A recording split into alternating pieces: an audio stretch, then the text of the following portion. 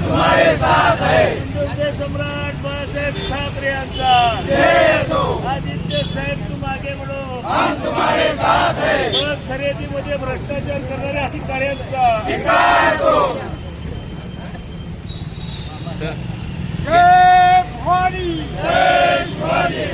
सोलापूर शहरातील उद्धव बाळासाहेब ठाकरे पक्षाचे पदाधिकाऱ्यांच्या माध्यमातून ह्या सोलापूर जिल्हाधिकाऱ्यांना आम्ही निवेदन देण्यात आलं की निवेदन यासाठी की तो नाशिकमधला अशोक खरात लिंक पिसाट त्या अनेक महिलांवरती अत्याचार केलेले आहेत। ते अत्याचार करणाऱ्या खरातचं पाय साफ करणे, त्यांना छत्री धरणे असं महिला आयोगाचे अध्यक्ष रुपाली चाकरकर यांनी केलेलं आहे की राज्यामध्ये अंधश्रद्धा निर्मूलन कायदा असताना सुद्धा अंधश्रद्धा पसरवण्याचं काम त्या रुपाली चाकणकरनं केलेलं आहे।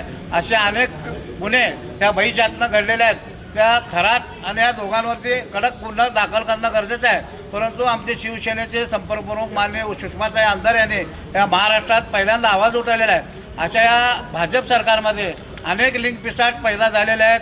किरीट सोमाई असू द्या किंवा हा अशोक खरात असू द्या, रुपाली चाकणकर असू द्या, असे अनेक लिंक पिसाटांवरची माहिती घेऊन चौकशी करून यांना ताबडतोब जेलमध्ये घालणं गरजेचं आहे। एप्स्टीन अशोक खरातच्या व्हिडिओ जेव्हा समोर आले तेव्हा अतिशय खळबळ माजली महाराष्ट्रात।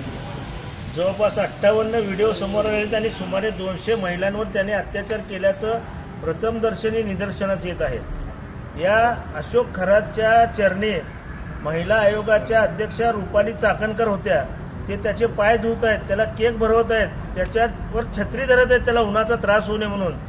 अशी जर महिला आयोगाची अध्यक्षा त्याची जी काय संस्था आहे त्याच्यावर जर सदस्य असेल तर ज्या महिलांवर अन्याय अत्याचार झालेत त्यांना कदाही न्याय मिळणार नाही।